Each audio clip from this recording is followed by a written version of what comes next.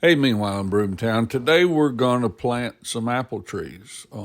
I showed you a video, it's been a long time ago, about how I had these trees grafted, and I've been babying them all year and watering them every day and fertilizing them a little bitty bit, and it's finally come to the fall of the year where I can get them planted. I like to plant them in the fall as opposed to the spring because I believe that it gives the tree time to get a little head start growing roots and stuff in the winter without having to feed foliage. We had a wonderful neighbor. Shout out to Junior for bringing his auger and drilling the holes for us.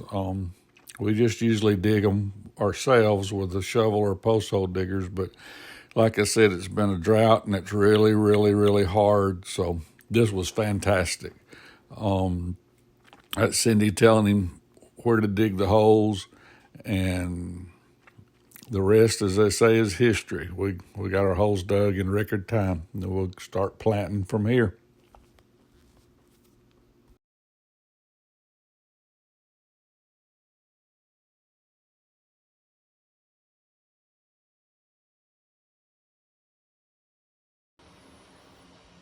Okay, meanwhile in Broomtown, I don't know if you remember, some months ago we transplanted some apple trees that I got grafted for me, and they're indigenous heirloom. I don't know the correct terms, but they're old timey. I don't know, vintage variety. Anyway, it's time to plant them. We're in the late October, and it's really dry and it's probably not perfect, but it's time for them to go in the ground. They've been babied on this wagon for, I don't know now, 8-9 months. So today's planting day.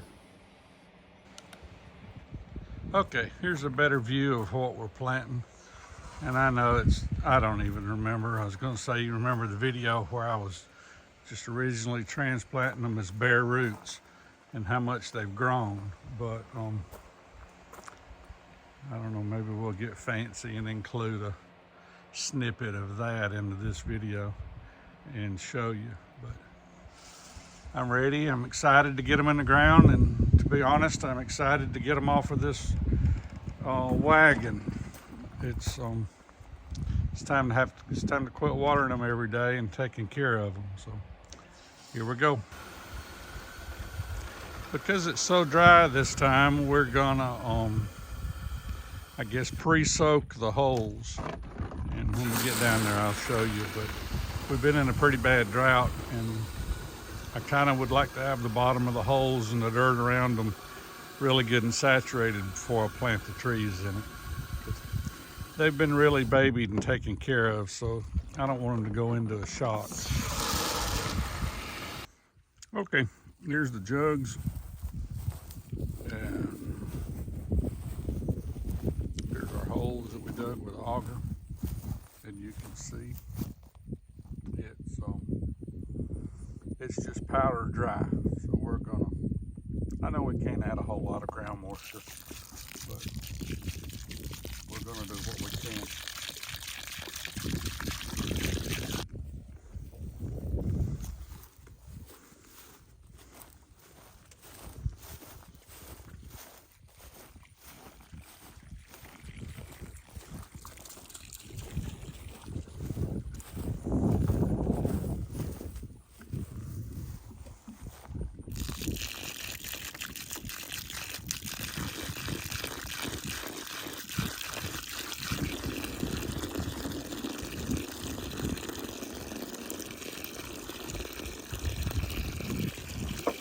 It don't looks like a lot, but you'll see how quickly it soaks in.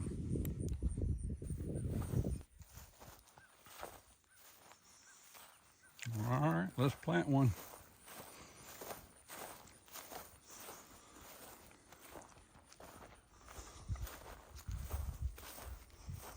It's always kind of like a reveal. See what kind of roots they got.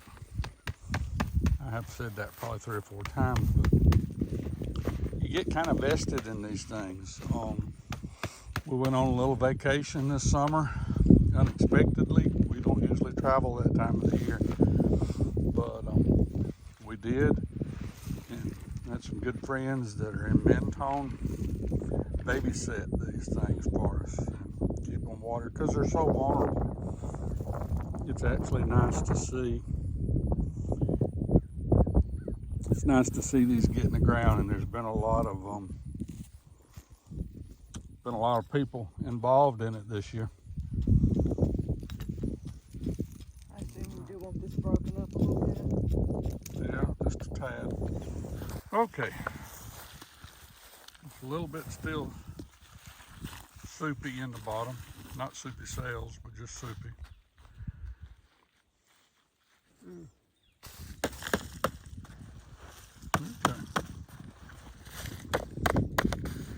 Sometimes that beating on the side of the pot loosens it up enough to where it'll slide out.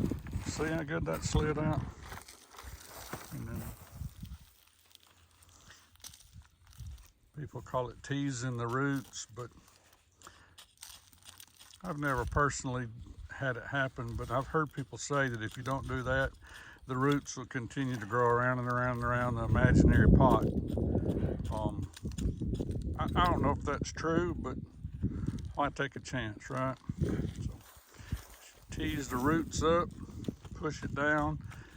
And, you know, it's good to plant it level with the surrounding ground, but we found that if you'll make it just a little bit, you know, an inch deeper, it makes a nice little container to hold water when you when you water them.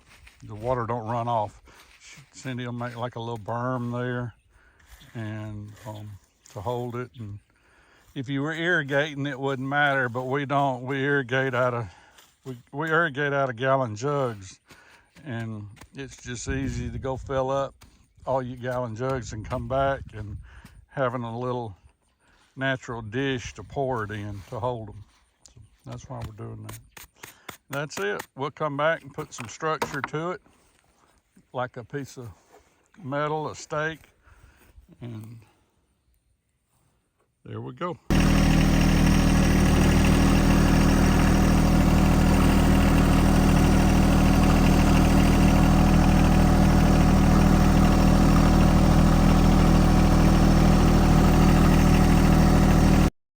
This is kind of a case of waste not, want not. I'm pulling these rebarb up with a front end loader on the tractor.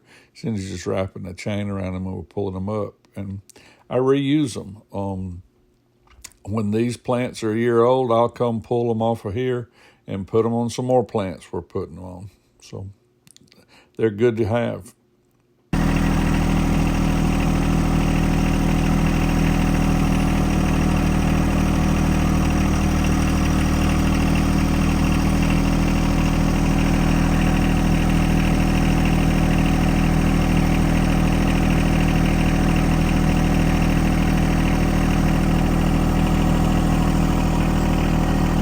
I got these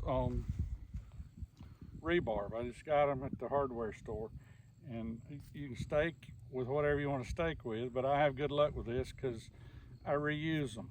I just leave them on them a year, and that first year when they're little trees, they do good if you stake them, and then I pull the stakes up and then reuse these because I guess theoretically they'll last forever. I put them fairly close, and I don't, put them too deep, but that's it. And then I'll tie it to the stake for a year. The last thing to do is to put water in it, and we'll just soak the devil out of them. You can see how that little saucer, I don't know what to call it, the scooped out dirt holds that water really, really good, and let it just percolate in there. So maybe if we hadn't have planted in the middle of a drought, it wouldn't have been as vital, but it is. Why put all that work into it and then not do the last thing? There you go. One of the last things to do is to tie this to the stake. I use this thing called a tapener in the grapes, and it's just handy. You know, they don't last forever, but to be quite honest about it, they're not going to be tied to the tree forever. So this works out good, and it's fast. It's fairly efficient.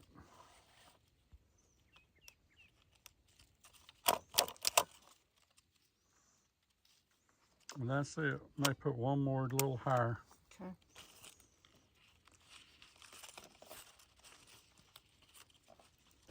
All right, that's a wrap on this. We got the trees planted, and I want to give a shout out to Larry Stevens. He's the one that did the grafting for me originally, and thanks to him, we can get these variety of apple trees. All right, if there's anybody still watching through this point, I've been having a hard time with, I don't know what the analytics call it, but people not watching the whole video, just the first 2 or 3 minutes. And I get it, it's probably not riveting. But if you're still here, go back and look in the table of contents on our channel and watch the video from about May of this year. It's called Heritage Apples, and it's where we actually got the grafts, and potted them up. So that'd be fun to see where they came from and then where they are. Thanks. Hey, thanks for watching. And if you would, take a second to hit the subscribe button for us. It helps us a lot. I appreciate it.